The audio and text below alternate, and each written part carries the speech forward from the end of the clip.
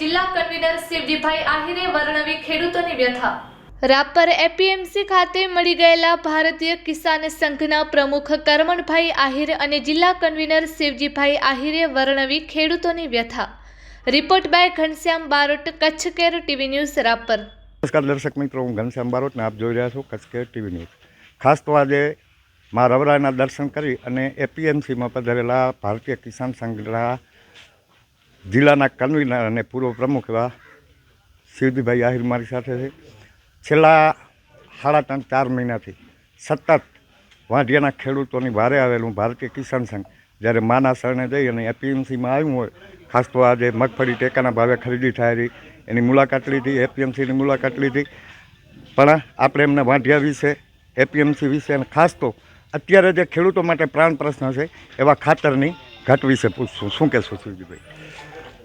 આજે સવારે જેવો પ્રોગ્રામ કર્યો કે મા આઠમથી માતાજીના દર્શન કરીને માણસ થાકે ને તે ભગવાન અને માતાજીના ચરણમાં જાય, એટલે અમને એવું લાગ્યું કે ભાઈ આજે માતાજીના દર્શન કરી અને જે ખરીદ કેન્દ્ર શરૂ છે એ નાની મોટી જે કાંઈ વાત છે કે કોઈક અસમજણના કારણે 200 ગ્રામ વધુ લેતા હતા, એટલે અત્યારે વાત પણ કરી 3500-800 ગ્રામથી વધારે બારદાન છે ને 800 ગ્રામના જ છે, એટલે 36 ગ્રામ લઈને 200 ગ્રામ વધુ અહીંયાથી ખેડૂતો કનેથી લઈ જઈ અને ત્યાં શું સાબિત કરવા માંગે છે, એટલે એમને પણ કામ નથી આવવાનું। એટલે ક્યાંક અસમજણ, ક્યાંક ખેડૂતોની પણ સમજી લેજો કે આળસ। એટલે અત્યારે એક તો એ વાત ધ્યાનમાં આવી, એટલે અત્યારે સેન્ટ્રોવાળાએ પણ કીધું છે કે ભાઈ અમે 3500-800થી વધારે નહીં લઈએ।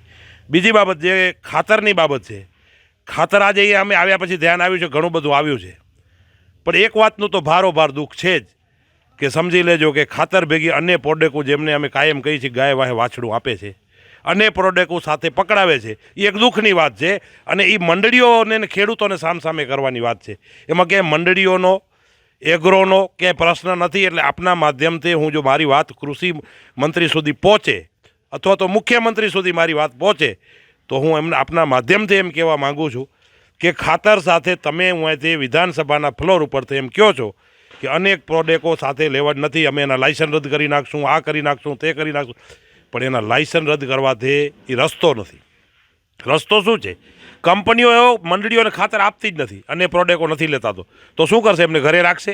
એટલે હું તો આપના માધ્યમથી કૃષિ મંત્રીને કહું છું કે આ બે ધારી નીતિ ન હોય, નીતિ એક જ ધારી હોય। તમે ત્યાંથી છે ને એમને બંધ કરાવો।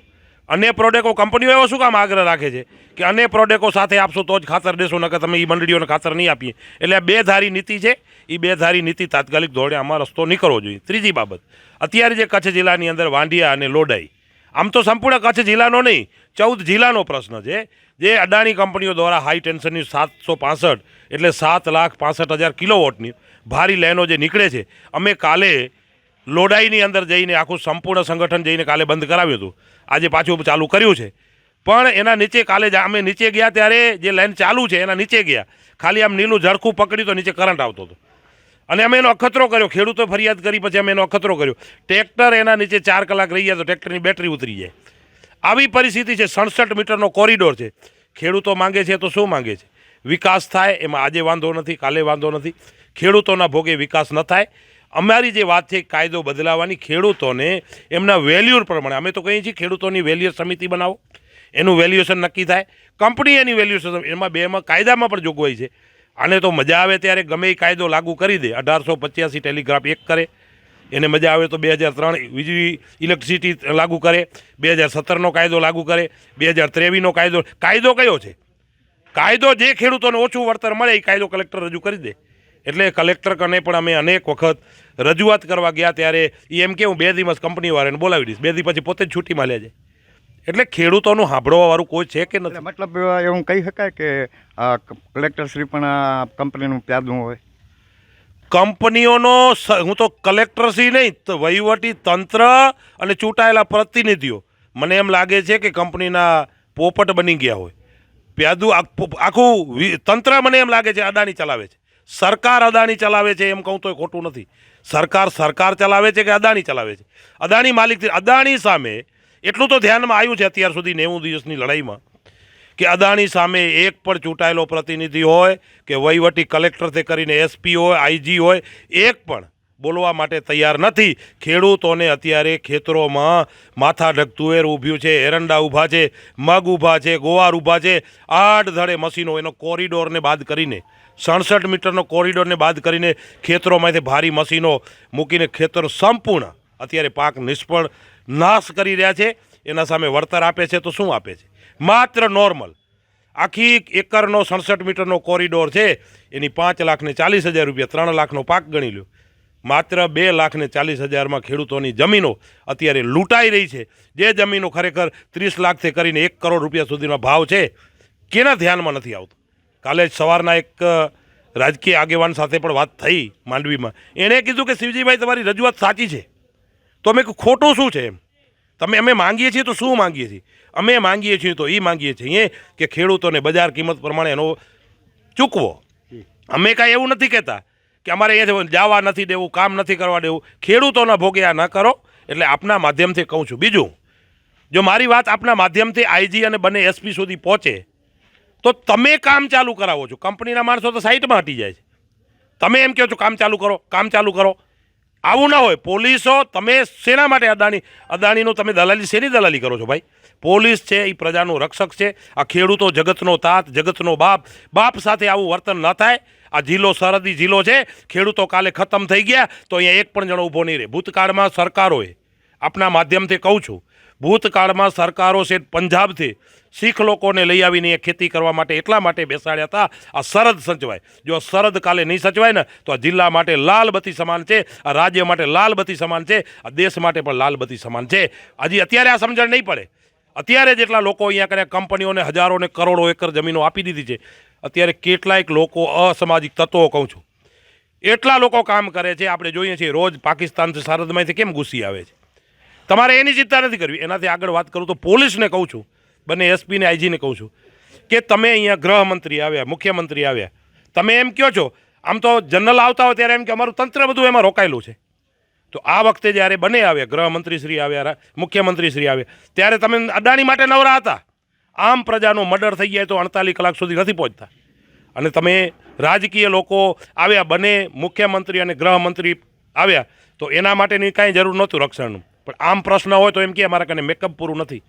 અને આપના માધ્યમથી એનાથી વધુ એમ કહું, પોલીસ આપણું માથું ઝૂકી જાય ને, પોલીસની સિસ્ટમ નથી. કાલે ખેતરોમાં અમે ગયા ને તો એ આડધડે બિયરના ડબલાઓ, પોલીસ દેશી કોથરીઓના ઢગલા, પોલીસ ત્યાં રોજ જાય છે ને ખબર નથી પડતી આ ક્યાંયથી માલ આવે છે, કોણ પીવે છે.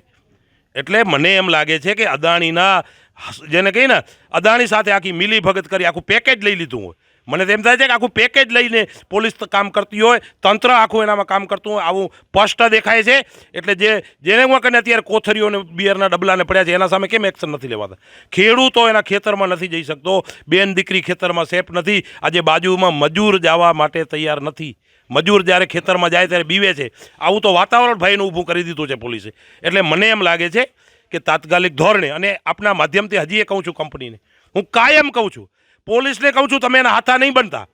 અદાણીને જો એને પાવર હોય ને તો આવી જાય અમારા સામે. એવા અમે નમ્માલા નથી. એના ગુંડાઓ લઈ આવે પછી અમે એવા ખેડૂતોને જોઈ લઈએ છીએ કેમ કામ કરે છે. પણ આ તો પોલીસની વર્દીને અમે રિસ્પેક્ટ કરીએ છીએ. એ એક વર્દીને રિસ્પેક્ટ કરીએ છીએ. બાકી એવા અમે નમાલા નથી. અમે કાયદો હાથમાં લેવા નથી માંગતા. એ લોકો શું કરવા માંગે છે? હળદર અને બોટાદવારી કરવા માંગે છે કે ગમે એ પરિસ્થિતિમાં ટોળાને ઉશ્કેરીને જો સામે આવી જાય તો અમે 50 લોકોને, ખેડૂતોને છે ને ગુનો દાખલ કરીએ. પણ આ ભારતીય કિસાન સંઘ છે, અમે તો ડિસિપ્લિનમાં માનીએ છીએ. ડિસિપ્લિન સિવાય અમે ક્યારે વાત નથી કરતા, ડિસિપ્લિન સિવાય અમે ક્યારે કામ નથી કરતા. પણ આપના માધ્યમથી કહું છું, તાત્કાલિક ધોરણે આ ગંભીર મુદ્દો છે. ગંભીર મુદ્દામાં ચૂંટાયેલા પ્રતિનિધિ, સરકાર, તંત્ર નહીં સમજે તો આગામી દિવસોમાં અમારી લડાઈ જારી રહેવાની છે. ડિસેમ્બર મહિનામાં 1.25 લાખથી વધારે કિસાનો અમે ભેગા કરવાના છીએ. અને અદાણી કદાચ તમને પેકેજ આપી શકશે, મત નહીં આપી શકે. આ જ ખેડૂતો છે તમને ગાંધીનગર સુધી પહોંચાડ્યા છે. અને એ છે ને એના સામે તમે લાલ આંખ કરશો તો એ ઘરે મૂકતા વાર નહીં લાગે. ભૂતકાળમાં ઘરે ગયા છે, એ હજી પાછા નથી આવ્યા. અને ભૂતકાળમાં તમે અમારી સાથે હતા. એ વખતે તમે એમ કહેતા હતા આવું ન થવું જોઈએ.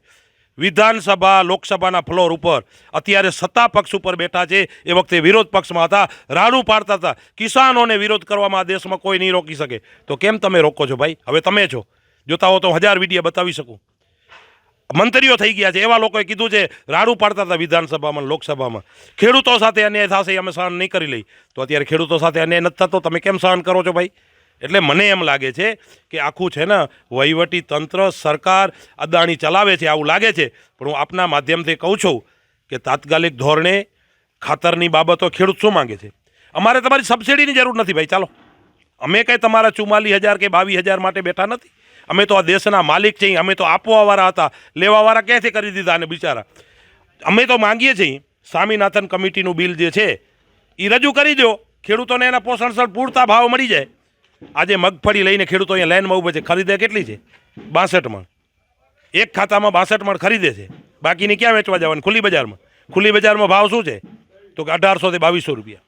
એટલે ખેડૂતો લૂંટાઈ રહ્યો છે, એટલે માંગીએ છીએ. બાકી અમે તો માંગવાવાળા નથી. અમે તો જગતનો તાત્યા ઇકોનોમીમાં સીધો છે ને ખેડૂતોનો 60% હિસ્સો છે આ દેશમાં. ખેતી ખતમ થઈ જાય તો દેશની પરિસ્થિતિ શું નિર્માણ થાય? એટલે આપણા માધ્યમથી કહું છું, આ દેશનું હૃદય છે કિસાનો. આ હૃદય સાથે ચેડા કરવાનું બંધ કરો, નહીં તો આવનારા દિવસોમાં તમારે ભોગવવા માટેની હવે તૈયારી રાખજો. હવે કિસાનો થાક્યા છે. અમે સંગઠન લઈને બેઠા છીએ. એક સંગઠનના પ્રતિનિધિ તરીકે હું કહું છું, ખેડૂતોની સ્થિતિ ખૂબ ખરાબ છે. ખેડૂતો ખેતી છોડશે ને ત્યારે દેશ માટે લાલબત્તી સમાન હશે. ખેતી આ દેશ માટે અનિવાર્ય છે, અને અનિવાર્યને જો તમે દબાવવાની કોશિશ કરશો ખેડૂતોને, તો આવનારા દિવસોમાં પછી ભોગવવા માટેની તૈયારી રાખવી પડશે. તો દર્શક મિત્રો, આ તો શિવજીભાઈ આહિર. ખાસ તો કૃષિ પ્રધાન દેશને ખુરશી પ્રધાન દેશ કરી નાખવાની પરિસ્થિતિ અત્યારે નિર્માણ થઈ છે. ત્યારે ખાસ તો જો આપણે આપણી ખુરશીમાંથી ગૌરવ લેતા હોય, આપણા દેશને કૃષિ પ્રધાન માનતા હોય, તો કમસે કમ જગતનો તાત તો દુઃખી ના જોવો જોઈએ. એ સમજવાની સરકારને તાતી જરૂર છે. ઘનશ્યામ બારોટ, કચ્છ કે ટીવી ન્યૂઝ, રાપર, કચ્છ.